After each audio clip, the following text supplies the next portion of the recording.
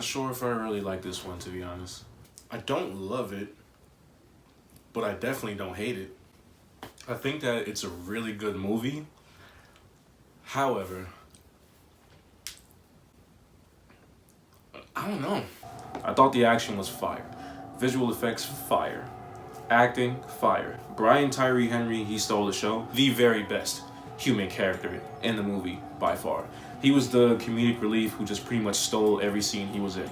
Godzilla, tweaking as usual. Like, I don't know what this Godzilla is on, but he gotta be on some kind of energy drink or something, or just a lot of radiation, because he just be wilding throughout the whole movie. Like, he is just never chilling. He just constantly whooping ass. Kong, who's on Hollow Earth, who's chilling, who's trying to pretty much make a life and all that, you know, daily Kong activities is cool. But I just don't think I like a lot of the human side of things. I just feel like there's too much sciencey stuff and talking going on, and it's just wholly unnecessary.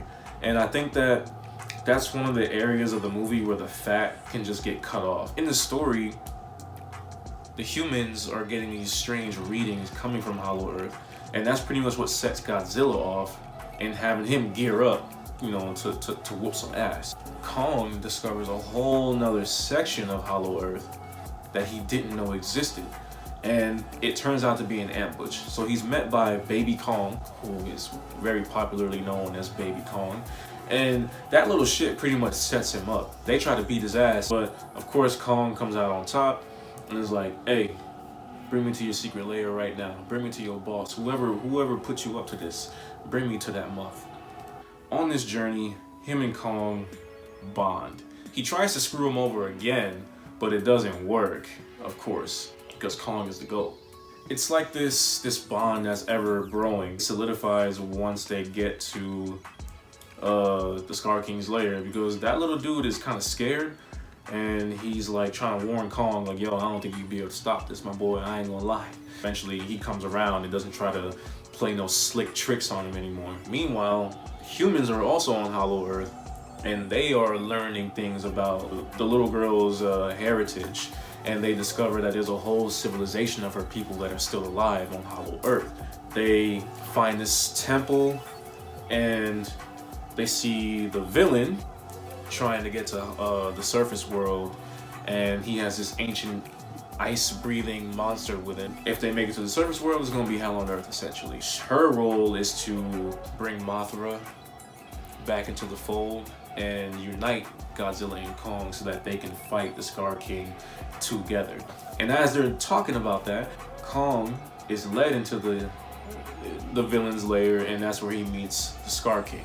Now, I ain't too sure how I feel about him. I really thought he was gonna be something terrifying, but when you first meet him, he looked like he kind of on shrooms. He's all ragdollish and kind of limp. He's an orangutan, a giant, scary-looking orangutan with glowy eyes. Of course, without a doubt, his first run-in with Kong does not end well. He kind of whoops his ass, but not by himself. So he summons this ice-breathing kaiju who's very similar to Godzilla, sort of in appearance, but in terms of like abilities. And he's controlling him with this like blue shard on the edge of his spine whip, I'm gonna call it. That's how he controls the kaiju. That pretty much sidelines Kong for a little bit, and then the humans give him an upgrade. Right after he gets that upgrade, Scar King is already on his way, because one of the apes that Kong, you know, took down, they discovered what part of Hollow Earth they at, where the secret Ewig civilization is at, and that's where all the portals are that's gonna lead to the surface world. So Kong goes back to the surface world, where he tries to recruit Godzilla, but Godzilla's like, nah, fuck that. I told you stay the hell out of here, bro. So now I'm gonna whoop that ass again. What's up? Boom, boom, boom, boom. It's a very brief fight, but this time he nearly like kills him for good, like decimates his ass. It's one of the best fights in the whole movie. That was the part I was looking forward to the most.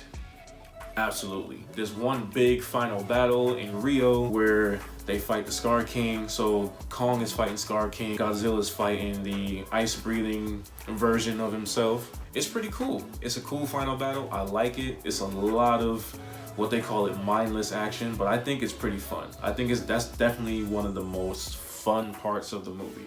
I have no gripes with that. I'm sure the pros were in there somewhere, but if they weren't obvious, I'll just point them out to you. The kaiju action, very, very amazing. Godzilla is whooping that ass all across the globe. And then, after he's done whooping that ass, he goes to the Rome Coliseum and takes a nap. Like, that's his home. If it ain't the water, it's the Coliseum. And he fits perfectly in there. It's pretty wild. And he has respect for it. He's careful when he goes in and out of it too. That shit tough. Now, I'm pretty sure I mentioned this before. I didn't like all the human stuff. I felt like that was a little bit too present in the movie. I thought it could have been a little more brief. Again, there's a lot of kaiju fights. There's a lot of things going on, you know, in the realm of monsters, but I really thought all the sciencey stuff and all that, not to make her seem like it's just a character who doesn't need to be explored. I just didn't really see the point of it. Like that signal that I mentioned earlier, it was coming from Hollow Earth, and it was coming from a civilization of Ewiggian people. That's what I'm gonna call them. It was pretty much a cry for help, a call for help, because of, you know, I guess the tyranny that the Scar King was upholding down there. But I didn't really see the point of that. What I'm trying to say is the movie could have been a lot shorter. I don't think we really needed all the sciencey stuff in the backstory and stuff. I just thought that was kind of unnecessary. But it's just my opinion. Overall, I thought the movie was a pretty fun experience. A little mid, but a decent experience overall. During any kind of action-packed sequence, there would be sound issues. Now, either my hearing is messed up, or during the craziest action moments, the sound from the speakers would actually just keep dipping. It just kept and I was like, yo, I just kept like rubbing my ears, like moving my jaw around and shit. Like, is it me? Or is the movie messed up? It's the movie, bro. I can hear everything. That was just one thing that just kept happening as I watched the movie, and it was annoying. So my final rating for Godzilla and Kong is definitely a 6 out of 10. And I'm solid on that. It was just okay. It was okay. It was as good as it could be. And I'm sure a lot of people like it. It's crushing the box office, so, you know, it's doing well somewhere. But me personally, I thought it was just all right. But that doesn't mean I wouldn't see it again. I definitely would see it again. Until then, please like, comment, share, subscribe. Make sure y'all hit that bell button at the top so y'all stay notified for when I post my next video, which is coming very soon.